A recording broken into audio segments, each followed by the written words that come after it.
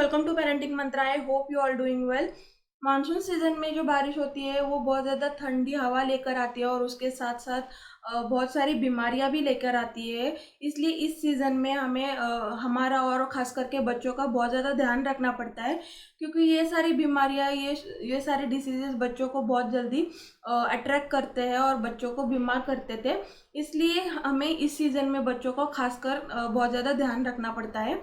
तो आज के इस वीडियो में हम देखेंगे कि मॉनसून सीजन में ऐसे कौन से कॉमन डिसीजेस है, कौन से बीमारियां हैं जो बच्चों को हो सकती है और उसके लिए कौन से इलाज है, और इन सारी चीज़ों से हमें बच्चों को कैसे सेव करना है, ये सारे हम चीज़ें देखेंगे। तो अगर आपको वीडियो अच्छा लगे तो वीडियो को लाइक करना ना भूलिए और चैनल को ज़रूर सब्सक्राइब कीजिए। तो चलिए वीडियो को स्टार्ट करते हैं। तो मॉनसून सीजन में सबसे कॉमन जो बीमारी होती है वो है कोल्ड। तो देखो, कोल्ड क्यों होता है कि जब क्लाइमेट में जो टेम्परेचर है वो उसका जो अगर फ्लक्चुएशन हो रहा हो, या फिर ह्यूमिड क्लाइमेट हो, या फिर अचानक बारिश होने की वजह से जो टेम्परेचर होता है वो ऊपर नीचे होता है, उसकी वजह से बच्चों को कोल्ड हो सकता है। तो कोल्ड में सर दर्द करना, बदन दर्द करना, नाक बहना, ये सारी चीज़ें बच्चों को हो सकती है। तो ये सारी चीज़ें को रोकने के लिए, बच्चों को कोल्ड से बचाने के लिए हम क्या क्या कर सकते हैं। तो सबसे पहली चीज़ है कि बच्चों को आपको कोल्ड होने के बाद थोड़ा सा वार्म रखना है। और अगर बच्चों को बहुत ज़्यादा कोल्ड हो रही हो तो उसको वार्म रखें, क्योंकि अगर ठंडे एरिया के पास अगर बच्चा ज़्यादातर रह गया रहा एसी वगैरह के नीचे, फ़ैन के नीचे, तो उसको कोल्ड बढ़ सकता है। तो ये चीज़ों का आपको ध्यान रखना है। फिर उसके बाद आप बच्चों को घर का खाना ही दे, गर्म खाना ही बच्चों को देना है। और उनके डाइट में विटामिन ई और विटामिन सी के कंटेंट जो फ्रूट्स में रहते हैं वो फ्रूट्स आप बच्चों को दे, ताकि उनको बहुत ज़्यादा एनर्जी मिले। फिर उसके बाद मार्केट में एक रेपो कैप मिलता है लाइक दिस। अभी मेरे पास एक ही बचा है, तो इस टाइप का रेपो कैप मिलता है। तो उसमें एक नीलगिरी ऑयल जैसा एक लिक्विड रहता है। तो सिंपली आपको ये रेपो कैप जो रहता है उसको यहाँ से थोड़ा सा कट करके बच्चों के जो शर्ट के एरिया, यहाँ पे नेक एरिया में, कॉलर एरिया में, शोल्डर एरिया में, ये सारे एरिया में आपको ये जो लिक्विड है वो यहाँ पे ऐसे स्प्रेड करना है। और जब बच्चा सोता है तब इसका जो स्मेल है उससे उनको बहुत ज़्यादा राहत मिलती है। उनका नोज जो चोकअप हुआ होता है वो थोड़ा सा हल्का हो जाता है और उनको अच्छे से नींद भी आती है। तो मेक श्योर कि ये जो लिक्विड है वो बच्चों के आँखों में, नाक में ना जाए, क्योंकि इससे थोड़ी सी जलन हो सकती है। तो ये मेडिकल में इजीली आपको मिल सकता है। तो इसका नाम मैं आपको बताती हूँ, ये है इजी ब्रीथ। तो आप ये ट्राई कर सकते हो, आपको किसी भी मेडिकल में आपको ये मिल जाएगा। तो उसके साथ साथ अगर आपके बच्चों को कोल्ड हो गया हो तो आप उसको 2 या 3 दिन तक हेड बाथ ना दें। आप सिंपली उसके हेड पे शॉवर कैप डाल के फिर शोल्डर से आप उनको बाथ दे सकते हो, क्योंकि अगर उनका सर ठंडा रहा, उनके बाल अगर सूखे नहीं, तो वो कोल्ड बहुत ज़्यादा बढ़ सकता है। इसलिए आपको 2 या 3 दिन तक बच्चों को हेड बाथ देना नहीं है। फिर उसके बाद आप अगर बच्चों को कोल्ड हो गया तो होम रेमेडीज़ भी आप ट्राई कर सकते हो। तो सबसे पहले होम रेमेडी है, अगर आप जब बच्चा आपका सो रहा हो तो उसके जो तलवे हैं, पैरों के तलवे हैं, तो उसके ऊपर आपको विक्स बेबी वेपर अब जो मार्केट में मिलता है उसको वो तलवे पर लगाना है। और फिर उसके बाद उसके ऊपर सॉक्स पहनाना है, तो उससे भी बहुत ज़्यादा राहत मिलती है। और पैरों के तलवे के साथ साथ आप उसकी छाती पे, सर पे, यहाँ पे आप उसको वेपर लगा सकते हो। फिर उसके साथ साथ आपको स्टीमिंग भी देना बहुत ही ज़रूरी है। स्टीमिंग से भी जो नाक चोकअप हो जाता है वो भी हल्का हो जाता है, तो आपको स्टीमिंग भी देना उतना ही ज़रूरी है। फिर उसके बाद आप बच्चों को अगर कोल्ड हो गया हो तो घर पर बहुत सारी चीज़ों अभी यूट्यूब पे आप चेक करोगे तो बहुत सारे टाइप के काढ़े अवेलेबल है यूट्यूब पे। तो वो देखकर आप बच्चों को काढ़ा भी दे सकते हो, उससे भी उनको बहुत ज़्यादा राहत मिलेगी।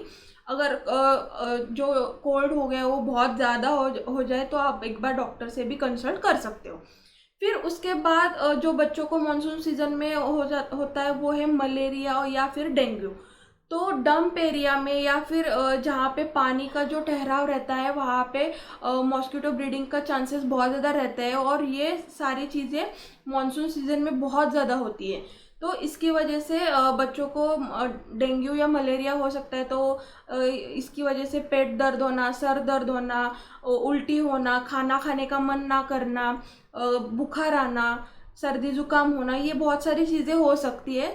तो इससे बचने के लिए आपको क्या करना है कि सबसे पहले आपको बच्चों को कॉटन के फुल स्लीव्स के कपड़े पहनाने हैं। ज़्यादा से ज़्यादा बच्चों के जो स्किन है वो कवर हो जाए, इतने कपड़े आपको बच्चों को पहनाने हैं। जस्ट मेक श्योर कि आप जो भी कपड़े पहना रहे हो बच्चों को, वो थोड़े से लाइट कलर के हो, क्योंकि क्या होता है जब आप बच्चों को डार्क कलर के कपड़े पहनाते हो तो डार्क कलर से मॉस्किटोज अट्रैक्ट होते हैं। तो इसलिए आपको बच्चों को थोड़े से लाइट कलर के कपड़े पहनाने हैं। फिर उसके बाद है आप बच्चों को कोई भी मॉस्किटो रिपेलेंट क्रीम लगा सकते हो, या फिर रोल ऑन जो मिलते हैं अभी मार्केट में, बहुत सारे ब्रांड के रोल ऑन भी अवेलेबल है, जैसे मामा अर्थ हो, गोदरेज हो, बहुत सारे ऐसे, ओडोमॉस हो, जैसे बहुत सारे available mosquito repellent cream available है।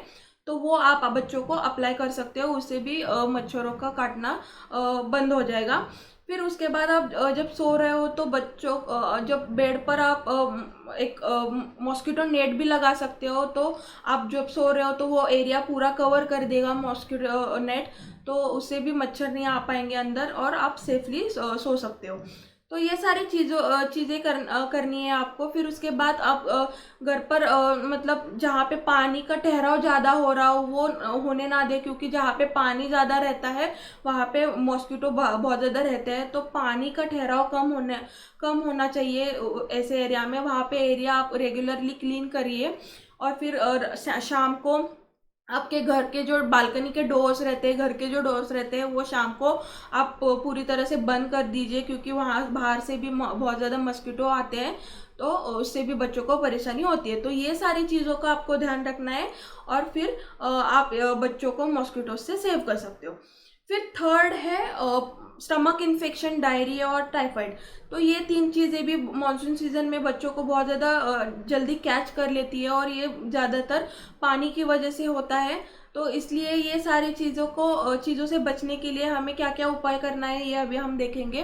तो सबसे पहले अब अगर आपको स्टमक इन्फेक्शन, डायरिया या टाइफाइड, ये सारी बीमारी से बचना है, तो बच्चों को जैसे मैंने बोला कि होममेड फूड ही आपको खिलाना है। ज़्यादा से ज़्यादा फ्रूट इंक्लूड कीजिए, क्योंकि फ्रूट में बहुत ज़्यादा मिनरल्स, विटामिन रहते हैं, उससे बच्चों को बहुत ज़्यादा एनर्जी मिलती है।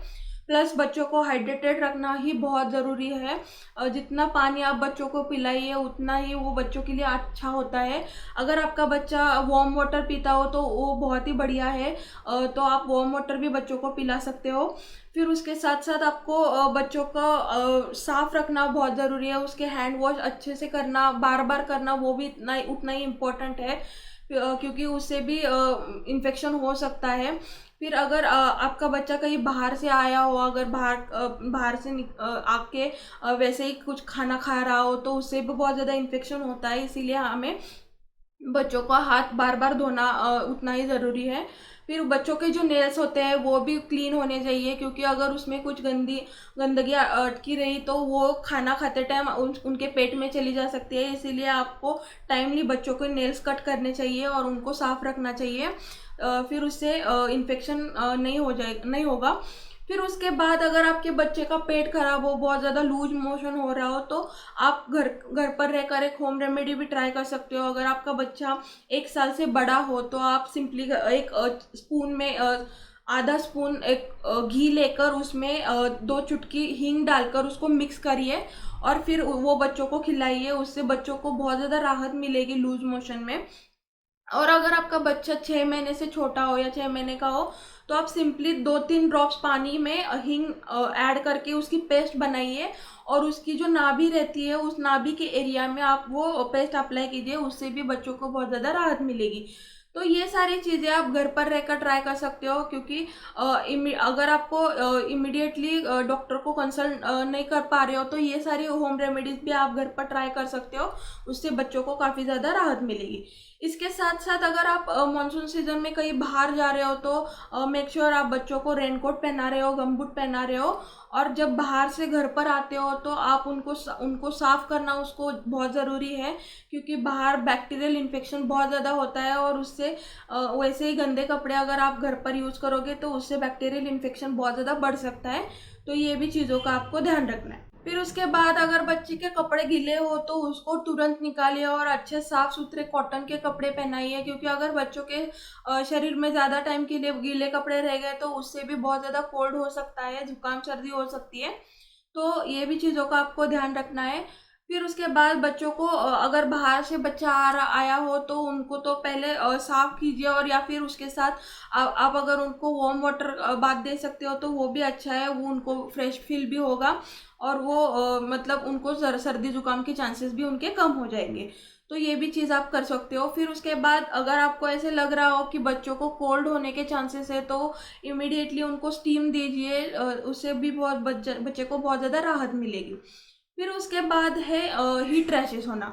तो देखो, कॉमनली मानसून सीजन में ह्यूमिडिटी की वजह से बच्चों को रैशेस होना या फिर खुजली होना जांघों पे, जैसे जॉइंट एरिया रहता है यहाँ पे, कंधे पे, यहाँ पे जहाँ पे भी जॉइंट एरिया रहता है वहाँ पे हीट रैशेस होना या फिर फंगल इन्फेक्शन होना, ये सारी चीज़ें होती है।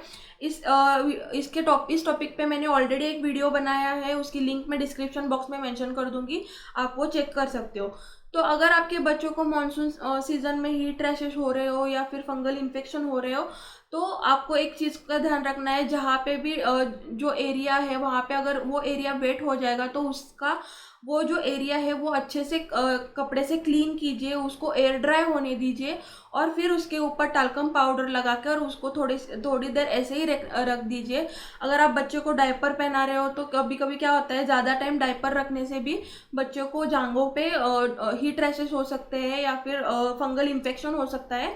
तो वहाँ पे डायपर निकाल के वो एरिया अच्छे से क्लीन कीजिए, उसको एयर ड्राई होने दीजिए, टाल्कम पाउडर यूज़ करके उसको बच्चों को ऐसे ही खुला छोड़ दीजिए, थोड़ी देर तक आप उसको डायपर ना पहनाइए। उसके अलावा आप उसको एक पजामा या फिर कॉटन का कोई भी लंगोट पहना सकते हो और उसके बाद आप थोड़ी देर बाद उसको आप डायपर पहना सकते हो, तो उससे भी हीट रैशेस के चांसेस बहुत ज़्यादा कम होते हैं, फंगल इन्फेक्शन भी बहुत ज़्यादा कम होता है। तो ये चीज़ों का भी आपको ध्यान रखना है, क्योंकि ये सारी चीज़ें ह्यूमिड क्लाइमेट की वजह से मानसून सीजन में बहुत ज़्यादा होती है। तो ये चीज़ों का आपको ध्यान रखना है। और लास्ट है, आप जितना घर आप साफ रख सकते हो उतना घर आपको साफ रखना है, क्योंकि बाहर का जो मिट्टी रहता है रेनी सीजन में जो भी मड आपके घर के अंदर रहता है उसके वजह से भी बैक्टीरियल इन्फेक्शन होता है।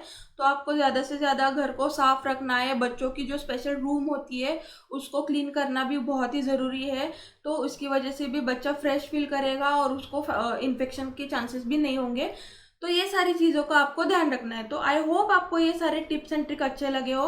तो अगर अच्छे लगे हो तो वीडियो को लाइक करना ना भूलिए और चैनल को ज़रूर सब्सक्राइब कीजिए। आप मेरे वेबसाइट भी चेक कर सकते हो, वहाँ पे मैंने हिंदी, मराठी और इंग्लिश में ये सारे डिटेल्स मेंशन किए हुए हैं। और उसके साथ साथ आप मुझे इंस्टाग्राम पे भी फॉलो कर सकते हो, उसकी आईडी मैं यहाँ पे मेंशन कर दूंगी। तो आई होप आपको ये सारे टिप्स एंड ट्रिक्स अच्छे लगे हो। आप ज़रूर ट्राई कीजिए घर पर, आपको मानसून सीजन आप बहुत एंजॉय करोगे और बच्चा भी सेफ रहेगा। तो मिलते हैं नेक्स्ट वीडियो में। Till then bye, take care.